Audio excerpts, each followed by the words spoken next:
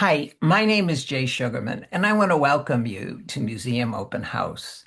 This ongoing series features and highlights many of the outstanding museums and other cultural institutions.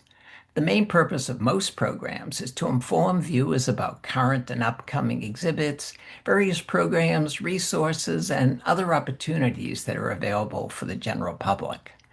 Today on Museum Open House, we explore how creativity, craftsmanship, and mentorship can open doors and transform lives.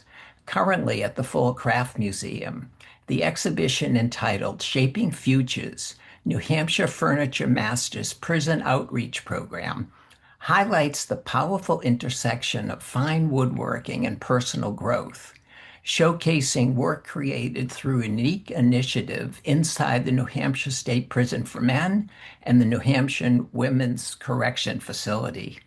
Joining us via Zoom are Beth McLaughlin, Artistic Director and Chief Curator at the Full Craft Museum, along with Howard Hatch, Lynn Szymanski, and Leah Woods, members of this remarkable outreach program, who bring first-hand insight into how the discipline of craft can build skills, restore confidence, and create new possibilities. Together, they'll share the stories behind the work, the impact of the program, and how Shaping Futures is redefining what it means to create and to begin again. Let's start by meeting our guests. Welcome. So delighted you're all able to be here. Happy to be here. Be here. Hi, Jay. A, a couple of weeks ago, I had the wonderful opportunity to visit the exhibit, admired the incredible craftsmanship, eager to hear more about the program and have you inform viewers. But before we jump right to that, I think it would be of interest if each of you would just very briefly share a little bit more about your background, perhaps professional, artistic interest. Beth, would you please start? Sure, absolutely. My name's Beth McLaughlin, and as Jay said, I'm the Chief Curator and Artistic Director at Fuller Craft Museum. It's a pleasure to be back here on Museum Open House, sharing this incredible exhibition with all the viewers. I have been at the museum for 15 years, and this is one of my favorite projects that I've worked on. My grandfather was a woodworker, so this is really near and dear to my heart. So really just delighted to be here. Terrific, terrific. Thank you. Howard, welcome. A little bit about yourself, please. Well, I started my woodworking career by going to Rochester Institute of Technology and getting a degree in furniture construction and design. Yeah, I set up my first workshop in Conway, New Hampshire, and began taking commissions and joined the League of New Hampshire Craftsmen. And so it just grew out from there. Started taking local commissions and then regional, and then eventually I did work all over the country. Uh, so I joined the Furniture Masters uh, in about 1978, and then the prison outreach program started in the 80s, and uh, then that was at the New Hampshire State Prison, and then the main state we set up a program at the main state prison in around 2000, and I started teaching there in 2012, and I've been teaching there ever since. So that brings you up to date on my involvement with this. Terrific, terrific. We'll come back to you shortly. Lynn, welcome. A little bit about yourself and background, please. Sure. I probably started woodworking after undergrad, so probably a little over 30 years ago. I have an MFA in furniture design from San Diego State, where I studied with Wendy Maruyama. And I moved to New Hampshire specifically in 2001, and have been in the area ever since. and like Beth, I had a grandfather who was Hmm. also a woodworker and eventually inherited all of his tools, which I still use today. Oh, I've done had many jobs in the woodworking field, and now I do mostly I do some commissioned furniture and do a lot of wood sculpture now. I also have a day job at a community college where I'm the director of workforce development, which I think really ties in with some of the work we're trying to do with our students in the prison program. terrific. Thank you. We'll hear more about that program shortly. Leo, welcome. Please share a little bit about your background. Yes. So, unlike Beth and Lynn, I did not have any family connection to woodworking. I stumbled into it when I was about 25 years old and just absolutely loved it. And now I am a furniture maker, but I mostly make sculpture. And I'm also an associate professor of art at University of New Hampshire, where I run the woodworking and furniture design program. Great. Thank you. Thank you. Howard, what motivated you to contribute your time and expertise to the prison outreach program? Well, the main prison outreach program was started by a good friend of mine, Brian Reed, and he encouraged me to come over and start teaching. And I really admired Brian's work, and I wanted to work with him and gain experience teaching through that program. And yeah, I've been there for what is that, 15 years maybe? Mm. Yeah. Can you can you share a little bit more about how the program operates, what it's like to teach fine woodworking in that setting? Okay, well, at the Maine State Prison has a huge woodworking shop where about 100 men work Monday to Friday on projects that are either commissioned or standard items that go into the prison store. And we have what we call the Sunday class. So we draw from that 100 man group to get our Sunday group, which is it averages 6 or 7 or sometimes 8 people. And uh, so there's always turnover going on in our Sunday class. And we draw again from that population of over 100 men. Uh, so we teach on Sundays only. We now have 3 full-time instructors, and by that I mean they're committed to teach one Sunday a month. Mhm. And we have another instructor who comes in irregularly depending on his teaching schedule. Um, uh, hmm. How do you approach mentoring individuals maybe with little or no prior experience? Well, most of these guys have experience because they're coming Mm. through the wood shop and then to the Sunday class. So, of course, there's a big variation in what their lifetime experience is with woodworking. Sometimes it's limited. Sometimes they were carpenters on the outside. Some have a huge amount of natural talent, and some of them uh, aren't really sure what they're getting into, and we work them up from starting with hand tools and go on to using the machines, and eventually most of them want to design their own furniture, but that comes further down the road. What kind of work are participants able to create through the program?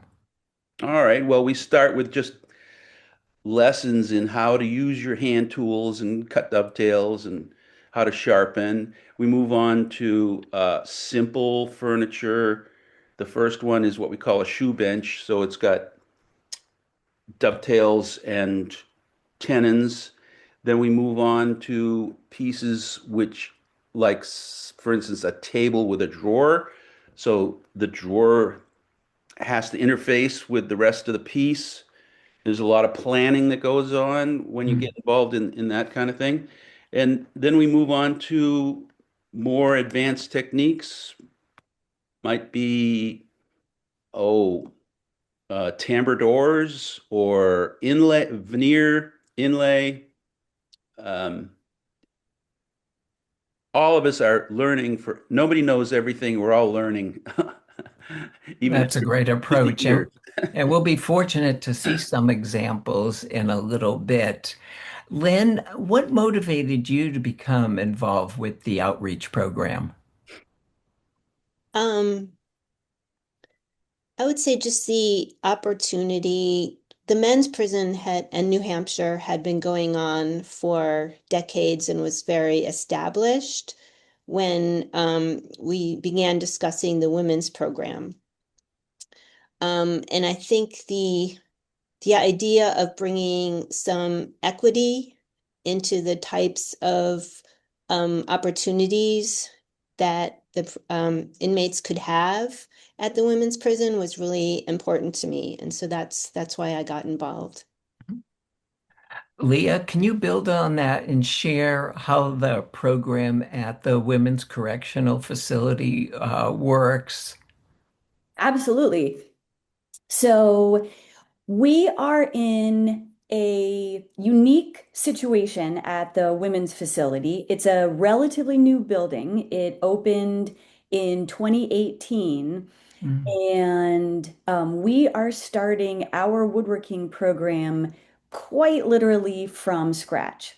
We teach classes in a classroom, and due to space constraints, this classroom has to be shared with other activities like Mm. cosmetology, crafts classes, stuff like that.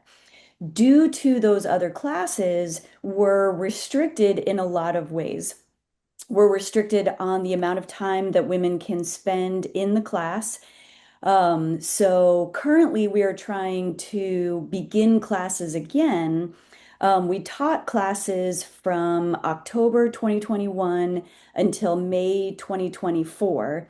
Mm. And those were weekly classes every Wednesday night from 6 to 9 p.m. And so women would come into the classroom. We had a set number of hand tools. We had chisels, a couple hand planes, a couple drills, clamps, and we did not have machinery in the way that Mm. men's facility has machines. But that did not stop, even from day one, the enthusiasm that the women brought to the classes. When you were asking Howard about how do you approach students who have never Mm. experienced woodworking before, that is half of the people that we teach. Mm. And one of the most wonderful moments that I've experienced was I taught a couple women how to use a drill, and then I watched as one of those women taught someone else how to use Mm. that drill. Nice. And it was just such a sweet view of how you can share information and how that information can be beneficial in so many ways that go beyond woodworking. It's about community, it's about caring for one another, it's about camaraderie. And so it's been a wonderful experience. Terrific, terrific. Lynn, building on that response, what have you learned from the participants you've worked with so far? Um, just the value of having a dedicated time to create Mm. and a dedicated time to explore. I think when you are incarcerated, you don't have a lot of independence, or you don't have the ability to make one's own decisions. And I think during that 3 hour class on Wednesday nights, um, the women are able to do that. They're able to choose their projects, decide, the how they want to build them and how they want to make design decisions. So it's really, even though we support them, I think they're the ones that are are are driving their projects. Mhm. Why do you think working with one's hands can be so transformative?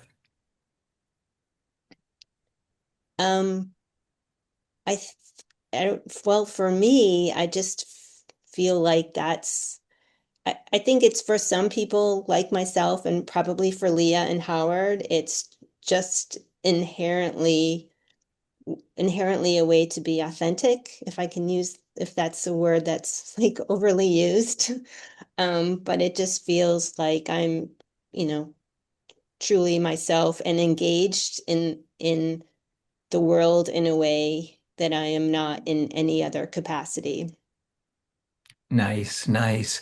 Leah, has this experience changed your perspective at all as a craftsperson?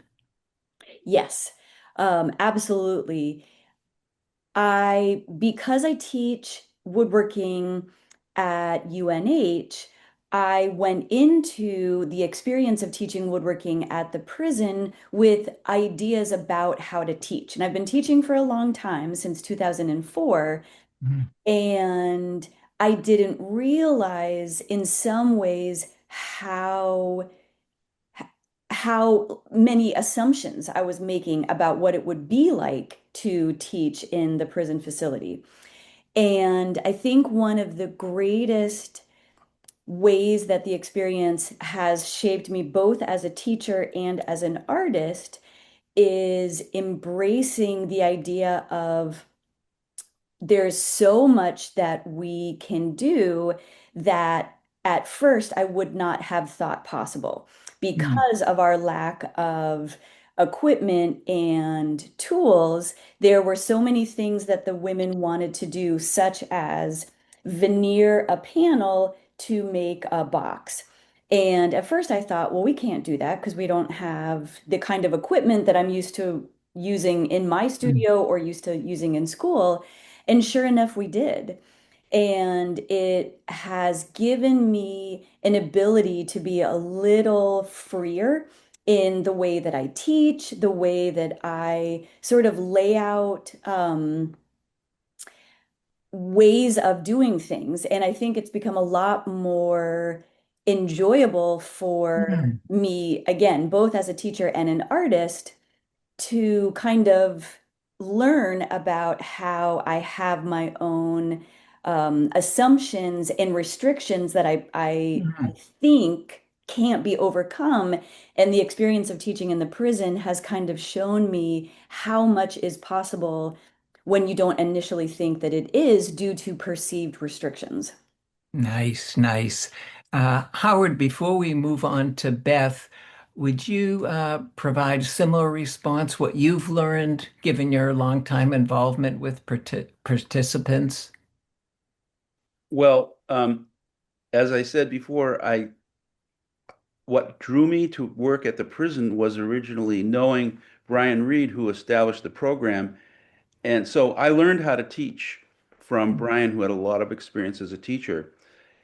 And then moving on from that, uh, I learned how to listen to people, mm, how to how important it was just to be helping them. W- Uh, woodworking skills aside, just to be a someone who's helping people is what it's really about. You know, that's what the goal is. We're there to help people.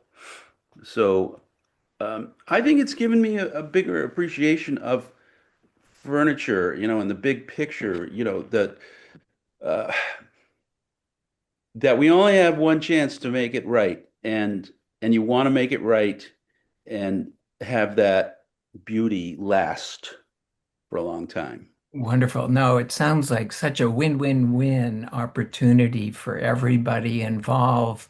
Beth, moving on to shaping futures. How did the exhibition come about? What was the inspiration and the collaboration like? Well, it all began when I received an email from Lynn. They were planning the 30th anniversary of the New Hampshire Furniture Masters exhibition. And unfortunately, due to some of our gallery schedules, we weren't able to work with them on the 30th anniversary. But in the materials that I received, there was some information about the prison outreach program. Mm. And that really piqued my interest and is certainly aligned with the types of programming that we do at Fuller Craft Museum. So we were able to move forward with an exhibition on that. And the collaboration has been absolutely incredible. And it's just such an honor for the museum to be able to host such important work.